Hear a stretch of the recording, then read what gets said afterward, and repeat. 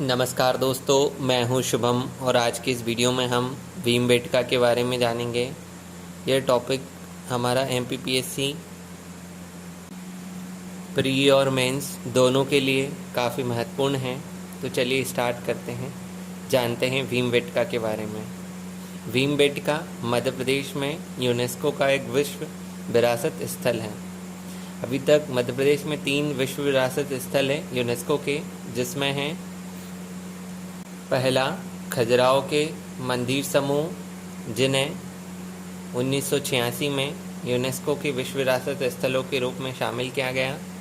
वहीं दूसरा मध्य प्रदेश में विश्व विरासत स्थल है सांची के बौद्ध स्मारक। इन्हें 1989 में विश्व विरासत स्थलों के रूप में शामिल किया गया।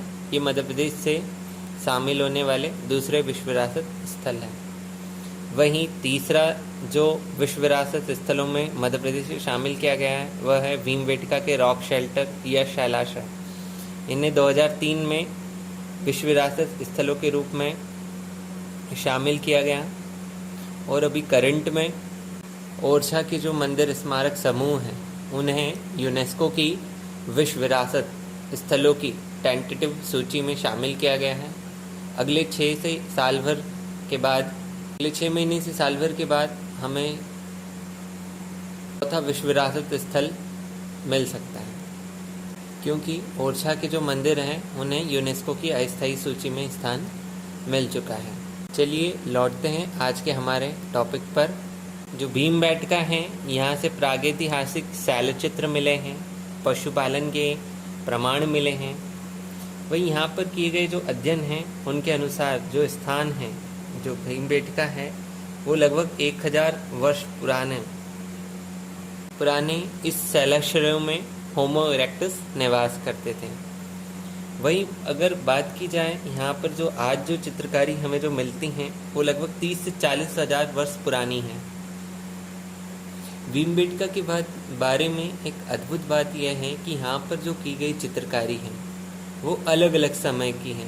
मतलब अलग अलग समय पर लोग यहाँ रहने आए और उन्होंने यहाँ पर चित्रकारी की।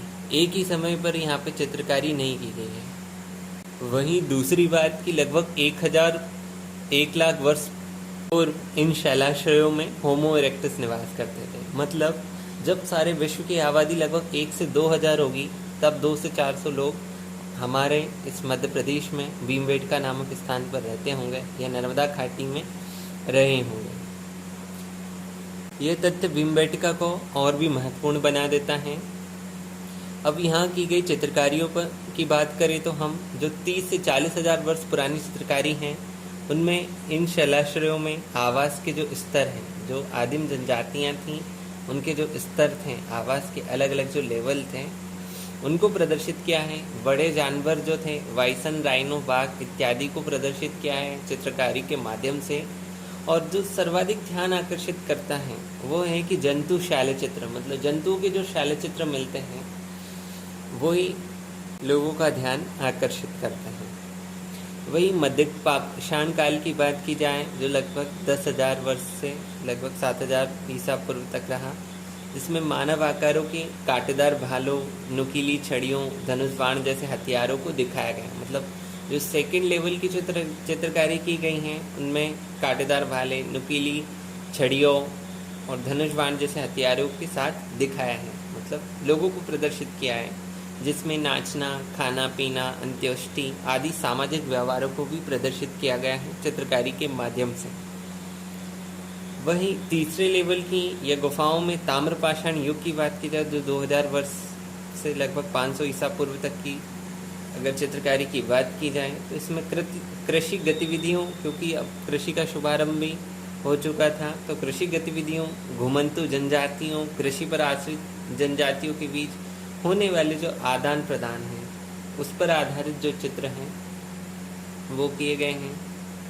वहीं रंग पैटर्न की बात की जाए तो भीमबेटका की जो शैलचित्र हैं वो लाल, सफ़ेद और पीले रंगों का प्रयोग किया है। मतलब इन चित्रों की चित्रकारी करते समय इनमें लाल, सफ़ेद और पीले रंगों का प्रयोग किया गया है।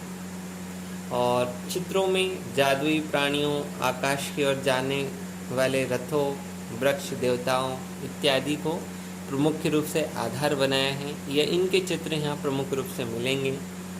और मध्ययुगीन अवधि में यहाँ पर मैगजीन जो मध्य पाषाण काल की अगर बात करें तो यहाँ पर मैग्नीज, लकड़ी, कोयला और हेमाटाइट का उपयोग किया है चित्रों के निर्माण में, जो इन चित्रों को और भी अधिक विशेष बना देता है।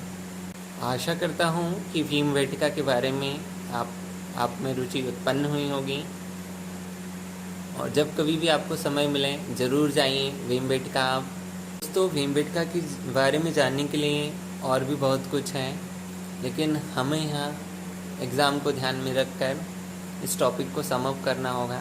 तो फिर मिलते हैं अगले वीडियो में।